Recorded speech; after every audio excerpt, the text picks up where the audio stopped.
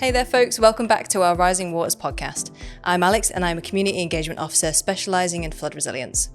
In today's episode, we're delving deep into the world of incident management, where authorities like the Environment Agency and the local resilience forums answer our questions so we can get to know a little more about how communities can work with these authorities and how to approach agents on the ground before, during and after a flood. Let's meet our guests.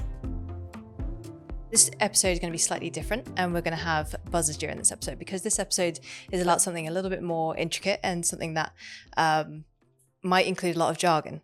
So we have something called our jargon buzzers, and throughout the episode, what we're going to do is if we slip into a bit of jargon, one of us is going to tap our buzzers.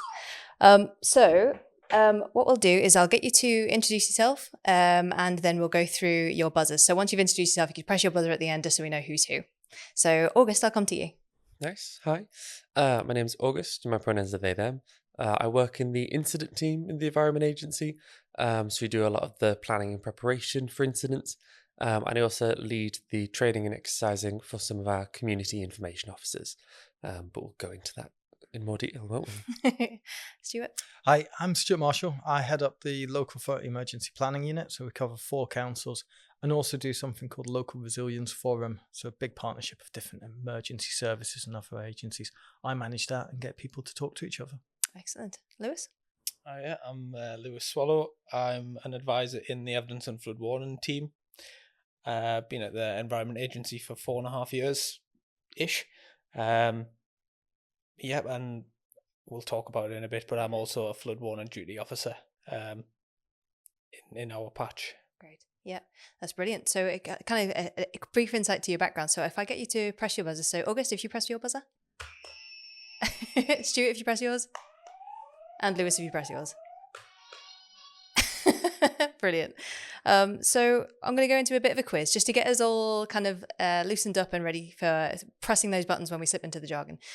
So one of the first questions I'm going to ask you, so there is a little bit of a wild card in here, so I'm sorry if this is, it's too close to each other, but I think you'll know what we're kind of going for. So if you see floodwater rising from the sea or main river in your local area, who should you contact first? A, your local council. B, next door's dog. C, the Environment Agency. August. I'm going to go with the Environment Agency. It was a tough one, wasn't it? But yeah, you're correct. Thank you. And moving on, so the second question. You've received a flood warning. What's your next step? A, build a boat in your backyard. B, check your safety and check your flood plan. C, post about it on social media. Go on. Option B. Option B, check your flood safety and flood plan. Yep, bang on. It was a close call with the social media, right? Yeah. 3, who should you report a blocked drain at the side of the road that might cause flooding to? A, your neighbour, Steve, he's pretty handy. B, the local council. Or C, don't report it, just go and unblock it yourself. The council. That's bang on. 4, during a power outage and a flood, who can help communicate with the community? A, your favourite barista at your favourite coffee shop. B, the flood wardens in your local area. C, if a power outage is something quite severe, tune into Radio 4 for the emergency broadcast. Oh, we've got 2 answers for that one. I'm going to go with flood wardens. Yep, that was flood wardens. You're right. You wouldn't have been wrong if. What would you have said, Lewis? I would have said the flood wardens too. Brilliant. We wouldn't have been wrong by following C as well. We kind of threw that in there as a little extra, but technically, if it's severe enough, you might want to tune into it. It is Radio 4, isn't it? That we're For power outage, yeah. For power Radio outage. 4 and 2, yeah. Yeah. Brilliant. And the FM for that? Just keep finding it until you hear voices. Yes. That's a great bit of advice, actually. And finally, when you spot a flooded road, who should you inform? A, the person driving the fastest car. B, the council or highways. Or C, Jeremy Clarkson. We'll go with Lewis on that one. B, the council or highways. Brilliant. I think A and C are pretty similar. Brilliant. Thank you for playing along. That hopefully has relaxed you a little bit and able to press your buzzers. We will go straight into some of the questions that are probably more relevant to our today's incidents episode. So, Stuart, what is an LRF? You mentioned it earlier. So the LRF, it sounds really grand. All it is the agencies who are most likely to be involved in incidents getting together to plan for them. Technically, the Local Resilience Forum doesn't respond. It's the partners as individual agencies who respond. But often it's on the basis of the plans put in place by this partnership. So we put plans together, we test them, we exercise them, we try and educate as many people within the partnership around what those plans look like. The members, like I say, emergency services, councils, utilities, highways operators, a whole host of agencies. Some of them are identified by legislation, in all honesty. There's others who've just got a sort of real good working relationship with, and we know they're important. We'll invite them around that table or onto that call and sort of work from there. Is it flooding centric or is it? Unfortunately not. It would be lovely to concentrate on one risk, but the LRF's remit is very broad. The government issued a national risk register recently, which covers a whole host of risks at national level. We take that and we look at it at the local level. So it includes things like power outage, animal disease, gas leaks. So you really do cover everything. The whole lot. And that's part of the issue for us is it sounds grand, the LRF. It sounds like there's lots of people. It's sort of, you get visions of American films and helicopters. Yeah. No, it's 2-3 people per area generally on a police force boundary, trying to work between the partners, basically do things once, rather than lots of agencies having different plans. Yes. Let's have one which works together. Yeah, definitely. So brilliant. Thank you very much. Lewis, I'll come to you. You said earlier that you're working as part of the flood warning team in the Environment Agency. What is a flood warning? What is a flood warning? I know it's like the broadest topic. So the flood warning service is like a free service that the Environment Agency runs to provide flood risk information for any risk from rivers and sea and groundwater as well, but we don't have groundwater issues in the northeast. Right. So it's a service that anybody can sign up to, yourself, your mother, family members, friends, professional partners that we're touching on there, to receive basically flood alerts or flood warnings, or in worst case severe flood warnings if there's a risk of flooding kind of on the horizon. And I work in a team that kind of maintains and underpins that service.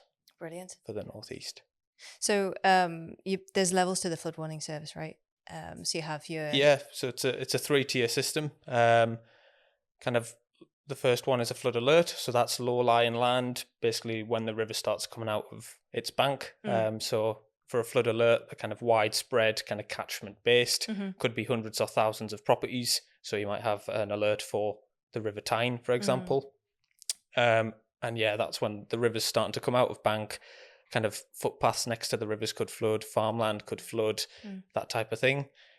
And then the next one is a flood warning. So we'd usually have a flood alert issued first because the river's coming out of bank. And then a flood warning is going to be issued if properties are going to be impacted. And the threshold for that, which we'll probably come on to, is set when the first property in a given flood warning area is going to start to be impacted. So that's kind of low-lying land for the flood alerts, then properties for a flood warning, and then kind of worst case is a severe flood warning, when kind of, large-scale flooding communities are likely to be cut off, significant risk and danger to life. In that instance, I think the last one in the northeast was Storm Desmond in 2015. So we've not had one in the northeast in kind of nearly 10 years. But we've had them down the country, kind of for the River Severn and places on bigger watercourses recently. But yeah, so that's the 3 levels of the service. Okay, thank you very much. And August, I'll come to you. So it's a little bit more on sort of what you do and the CIOs, which is community information officers. A little bit more about those would be brilliant. Yeah, sure. So the community information officers are what we'd call an incident activated role, which means that the members who take on that role just have sort of normal day jobs within the Environment Agency. I believe, Lewis, are you a CIO? I am. You're on the list, aren't you? Yeah. So, for example, Lewis's job is to do with like warning and forecasting, but at a certain time when we know that rivers are going to be coming out of bank, there's risk of flooding, or sometimes after we've received calls from, for example, residents that they've witnessed flooding, we'll be activating those community information officers and getting them kitted up, high-vis jackets, wellies, etc., and sending them out to the affected locations. And the CIOs are all about the community, really. So we'll be going out, knocking on doors, often speaking to members of the community, asking them, kind of what they saw, what times of flooding, information like that. And they're also there to, sort of gather that information, provide some reassurance, but they also look at the on-the-ground picture during flooding. For example, the direction that water might be flowing, other affected properties that we can kind of witness based on some kind of like evidence left over by the flood itself. It's quite an interesting role. Yeah, and you can kind of see how these all start to work together a little bit from the kind of that later information where we go back to sort of validate those warnings and things, and then also how the LRF uses that information. So thank you for covering those. Looking at coordinating with, obviously we've got EA and an external partner, LRF here. So it'd be great to talk about how you guys sort of work together from, if say an incident's about to happen, or we're sort of in those early stages of thinking that something might come. What's the first kind of information that you might pass between yourselves? So from our side, I suppose one of the important parts from the LRF side is we already know quite a lot of people. So we've got that working relationship. We're not trying to find the right point of contact within the Environment Agency in advance. So normally it'd be probably a heads up, dependent on the type of flooding. It might well be the Met Office giving us a bit of a briefing. National Severe Weather Warning Service issue the alerts. You've seen them on the news and the media, sort of half the country shaded yellow. Something may happen. And as we get closer to the event, we'll start to see the information build up from some fantastic modeling. I've got no idea how they do it, but predictions from national centers, no doubt big computers involved. And we'll start to have that conversation between the agency ourselves around what does this start to look like. Ultimately, once we start to get flood warnings through, we'll be looking at those, and we're always trying to see what the bigger picture is. Is this the first flood warning of several? Are we getting a front move across, or is it an isolated event? And trying to get that intelligence picture, which I don't know if you briefed around the flood advisory service telecons, but we find real benefit in those. Yeah. So what is the flood advisory telecon? I'll pass that to an Environment Agency colleague. I think it'd be good to maybe follow up with. Yeah. So Lewis, that is so I've got my flood warning duty officer hat on in incident response mode here. A flood advisory telecon is a call. Basically, it's a telecon, a teleconference call. We do it via Teams now, where we basically have all of the professional partners from a given LRF, one of the four in the area, and then ourselves as the Environment Agency on the call, a flood warning duty officer and the flood incident duty officer, so our FIDO and our FODO on the call, and our area-based controller heading up the incident team, basically just to give kind of the professional partners all the information that we can on our likelihood of shutting floodgates, our operational response, are we likely to issue flood alerts or flood warnings for a given area. So before we've got to that stage, as a flood warning duty officer, you've got access to kind of the Met Office data and through our flood forecasting centre to see kind of what the weather's going to put over our patch, rainfall totals, kind of which catchments are going to get hit. And then we can drill down and see what that means for flood alerts and warnings and what that means for a specific community. And then we're kind of relaying that information to what that means out on the ground and contacting our flood wardens, which we'll come on to, and our professional partners to give them their information. And then they can come back and say what they're going to do. So they might target a specific area, put out sandbags, whatever it might be. And that ties in with our response. So we've got that joined up response for a community. That's really good because it gives us that one conversation of the relevant people. And rather than me contact the Environment Agency, get one message, half an hour later someone else contact, trying to sync that message and information. The other bit it does is it's sort of a stand-up notice of, right, this is what's coming.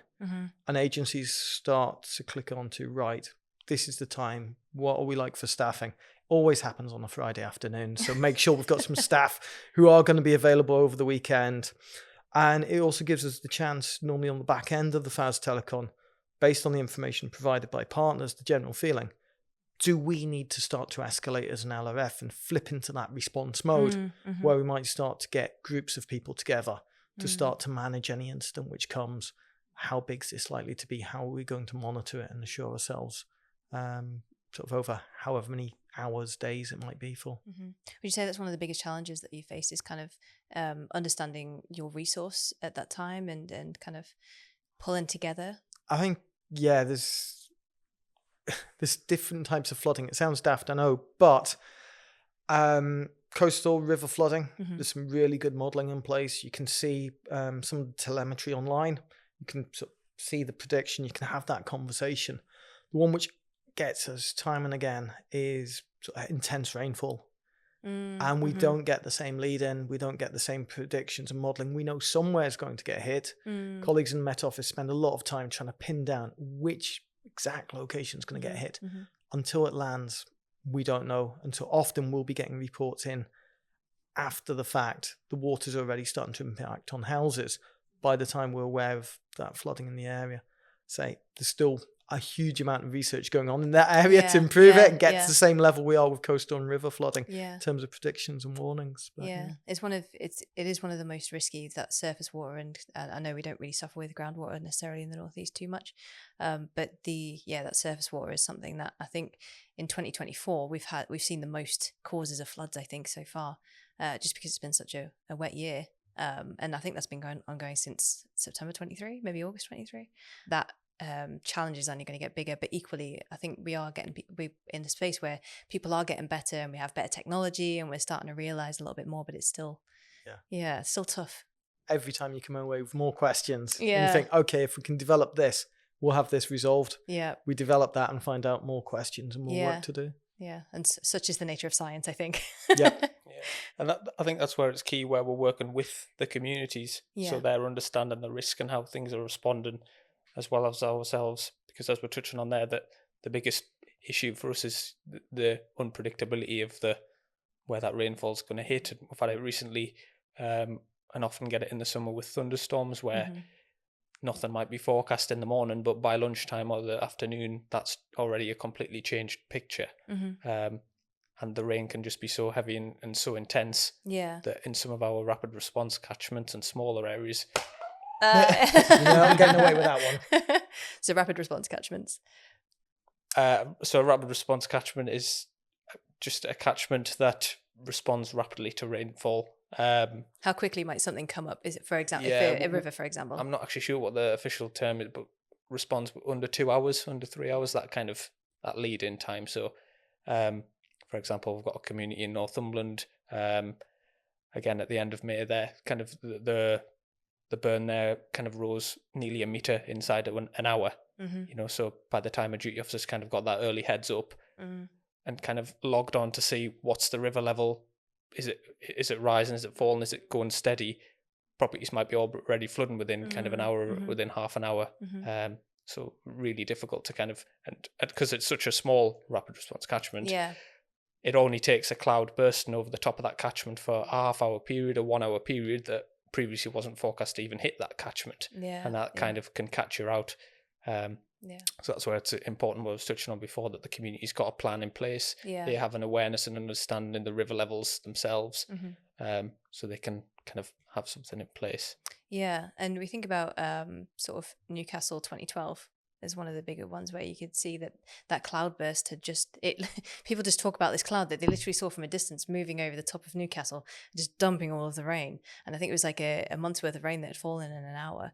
And obviously I don't think we'd actually registered that as a rapid response catchment or anything like that, because it was all to do with surface water. And this, I think we've talked about this before, but the city just became one big river, and all the old water courses that are now underneath Newcastle were just above and coming down the streets. So it really is important to kind of, especially in those locations where there's rivers, just to be constantly looking in that area, and when can we really grab that technology that's going to arrive. I think we've had some recent new text messages come through as a trial, so that's really exciting. There is stuff going on in that space, which is really nice to hear.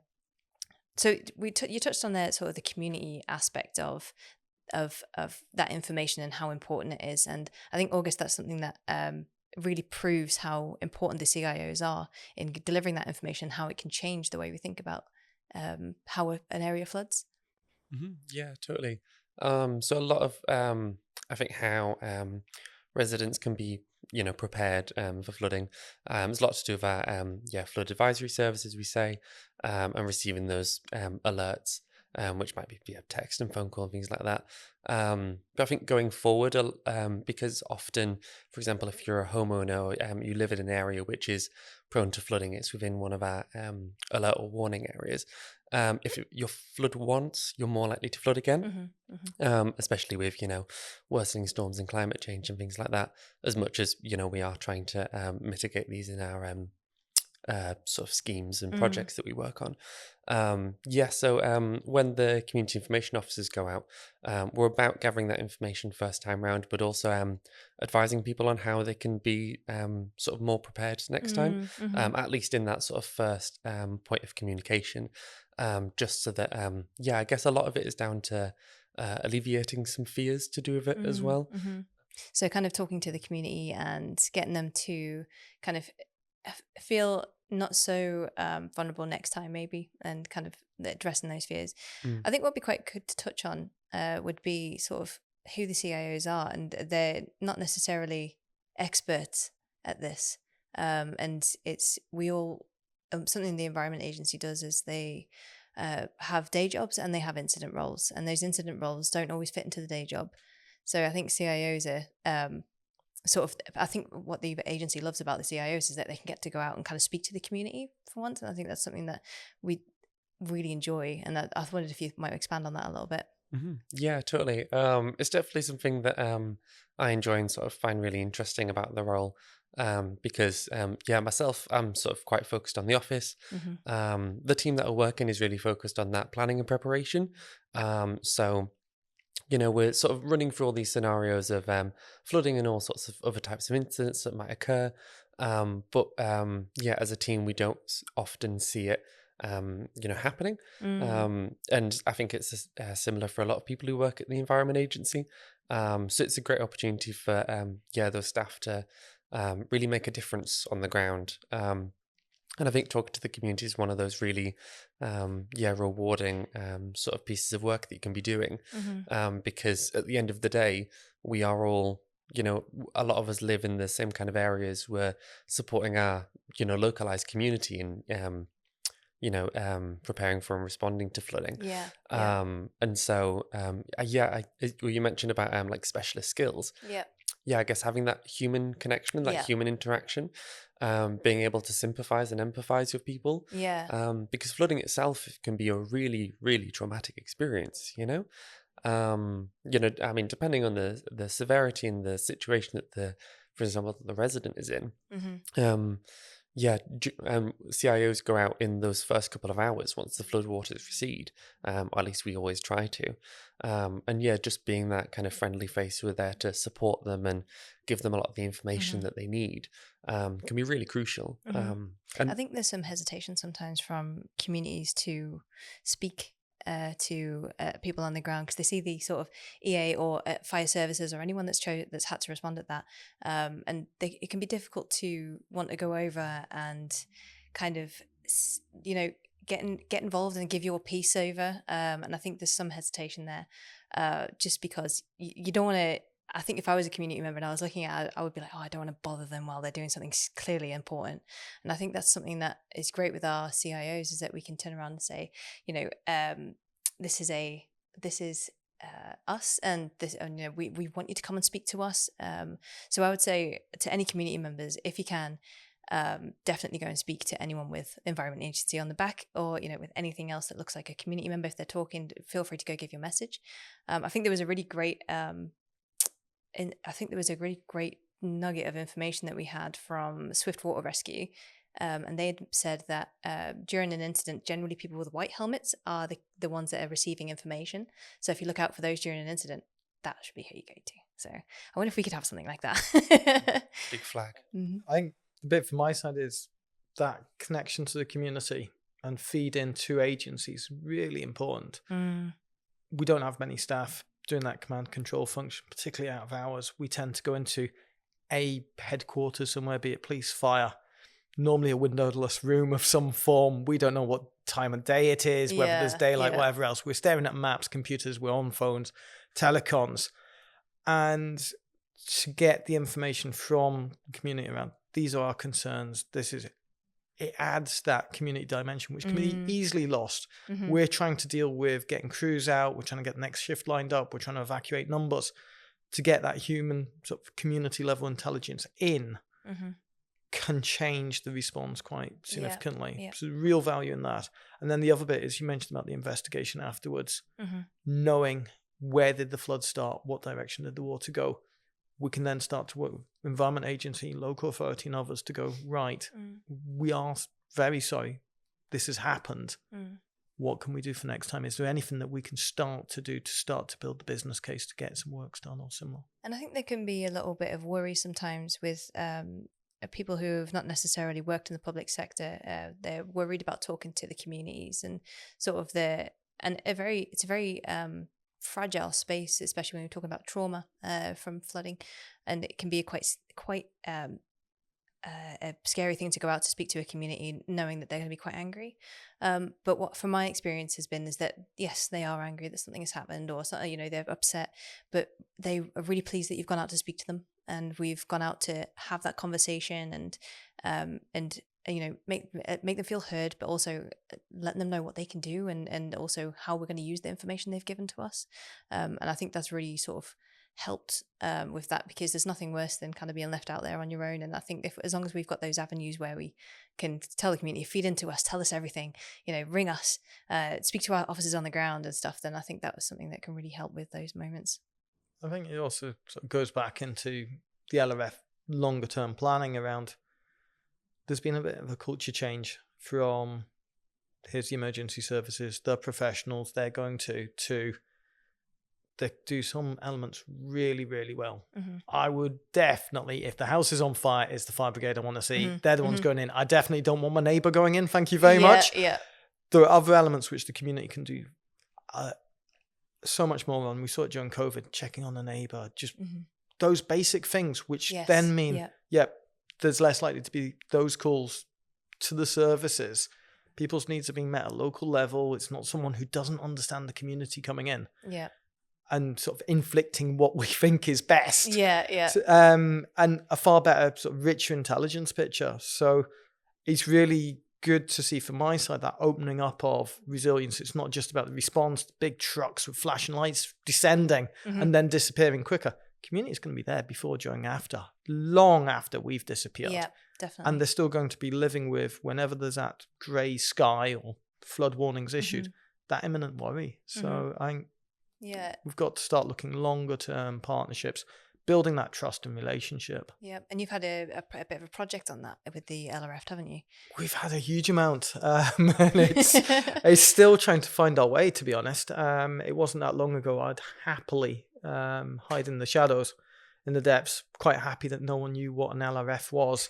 And it's been a culture change. But we are going out a lot more to community groups, trying to have honest conversations around, we don't have a huge amount of resource. We could really trying to manage expectation, but reinforcing we're here for the long term. Yeah. We really want to build sustainable relationships with you. I don't want to go into communities and set up resilience groups of volunteers. There's a lot of other pressures on communities at the current time. In some areas, absolutely, and flood wardens, fantastic if there's that interest there. But where there's not that interest, I still want a relationship. I still want, and if it's on food poverty or housing crisis or whatever else is affecting that community, being able to have some means of communication back through in the event of an emergency, and that understanding of who we are, how we operate, that there is a means of communication. That's what I'm aiming for. So we can ramp up and drop down as needed, but there's some level of knowledge retained. And that we're seeing more and more sort of start off with youth through and just trying to get some of the messages like the flood warnings you mentioned, get that normalized. Young kids know 999 emergency services, flooding, well, check the flood warnings. This is what sort of actions we might do. So we're starting to try across a range of risks, just start to get some of the ideas normalized without scaring, which is in no one's interest at all, but highlight there are things you can do at a household level, at a community level. So we're starting to see that come through in some community awards we're trialing, with schools, youth groups, and others. And a number of communities gone, yeah, we like this style. And it builds that trust where there was previously quite a bit of distrust, if we're being honest, where with amongst all of the agencies and sometimes local authorities, there's a lack of engagement does have that distrust purely because that space can be filled with anything else from the media, from miscommunication or anything or misunderstanding.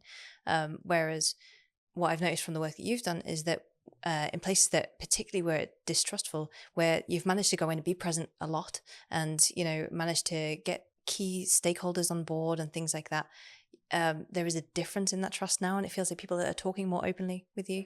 I hope we're starting to get there. From the start, we've been very clear of we don't want to take away from what's important to you. We'll scale this to what your needs are.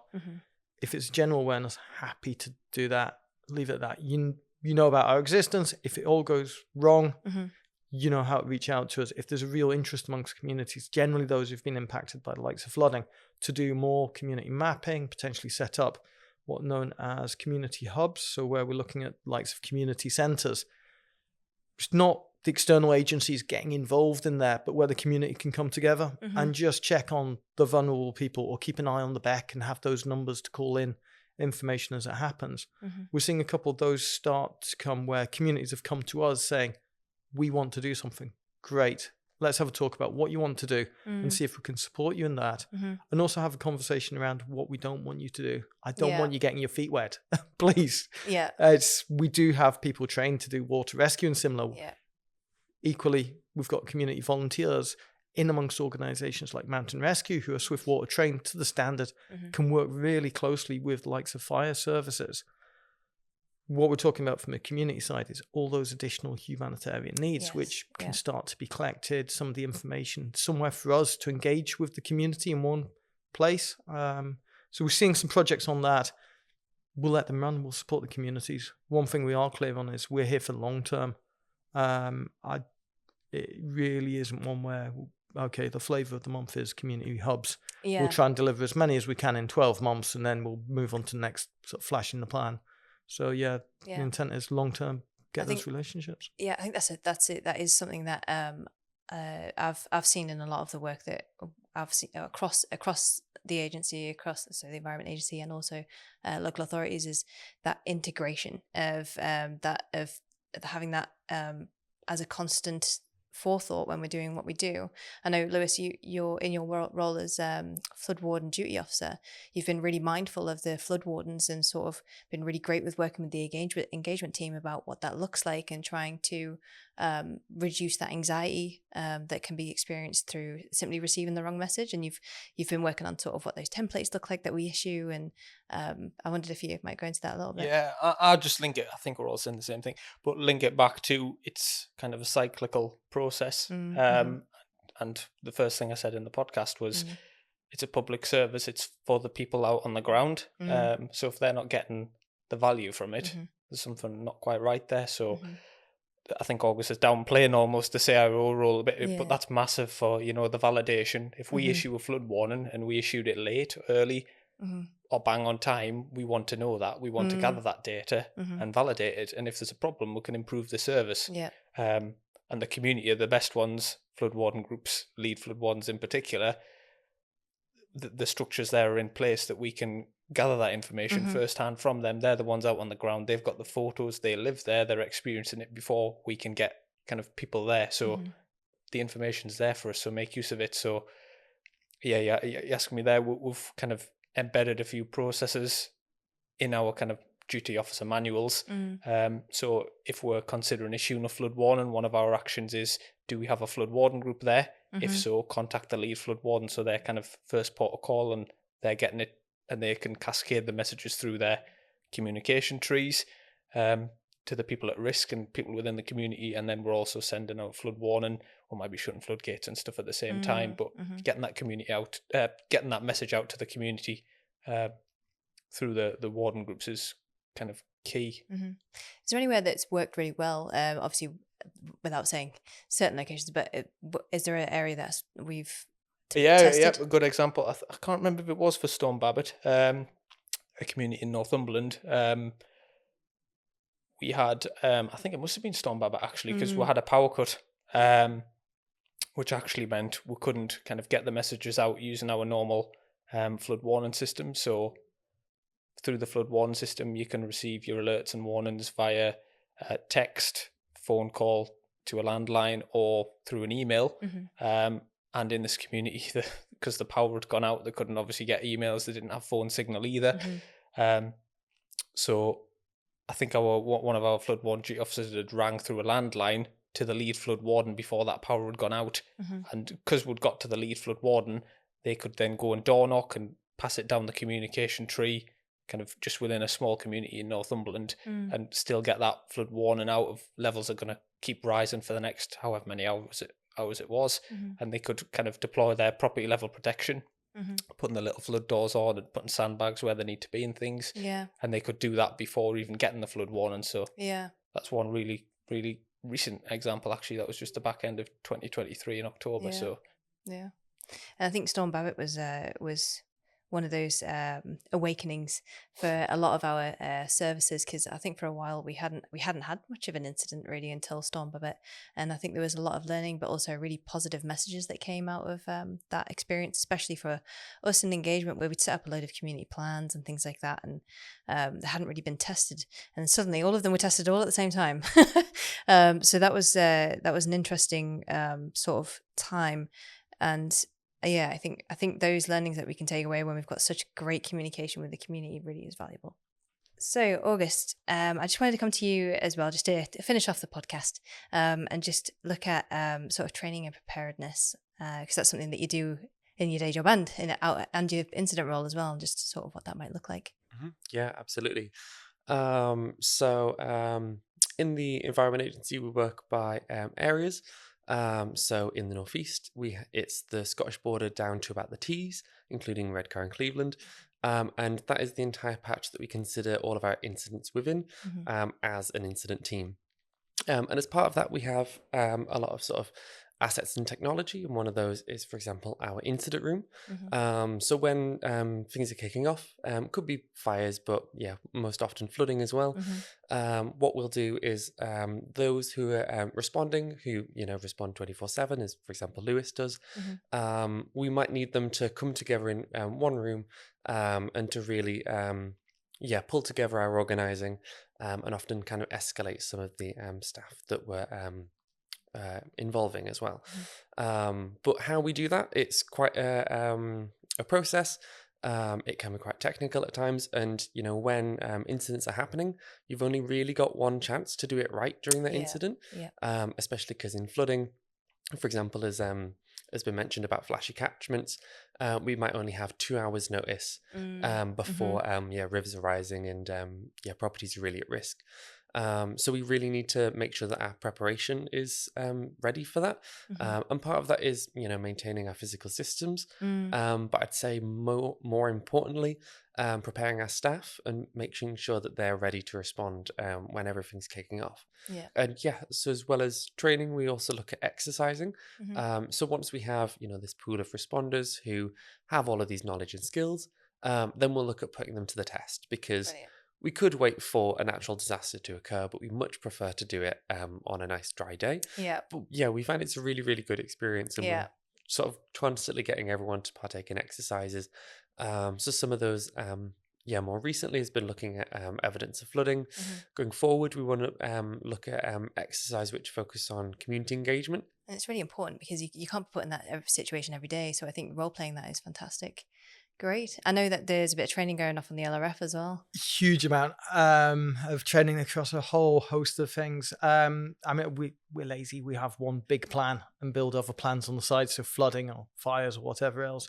There's a core plan, core functions we do, and test and train regularly. In terms of flooding, every now and again we'll do the big one, normally sort of about a 3 yearly basis, where we'll get industry, we'll get a whole host of partners, emergency services, agency staff in location, but also external, acting as the flood team, issuing warnings through and trying to work through, right, what does this mean? Who needs what information? Really giving that plan a bit of a test. Really interested in what you're saying about the community testing. And part of me is thinking, we've done it a couple times with communities Yeah. have come in, be part of this test. Mhm. And there's real area for expansion, particularly community hubs and some of the teams we're talking about, Definitely. and getting that realistic, this is our expectation versus this is what we can happens. actually provide. We've got X number of communities we're trying to cover. How do we make this work better? Yeah, definitely. Well, it's been brilliant. And do you know what? You've made it through without pressing too many of your buzzers. So this is fantastic. I honestly thought it was going to be different. But thank you very much for coming on, all of you. You've been a really valuable part of this conversation. And thank you for your time. Thank you. Cool. Thanks for listening to this episode of Rising Waters. At the end of each episode, we'll be giving you a simple task which can increase your flood resilience in less than 5 minutes. Does your household know what to do if a flood started? It's never wasted time when you get together and have a chat about what you would do if a flood were to happen. The .gov website has a great personal flood plan template you can use as a checklist. Just search personal flood plan. Everyone knowing their role can make a huge difference and not only save time, but lives too. If you have kids, make it fun and pretend your floor is under a foot of rising lava. What would they save? Stay dry, stay connected, and see you next time. This episode of Rising Waters is made possible by all of our partners and volunteers. Make sure to check out the show notes or description for this episode to learn more about what you heard today.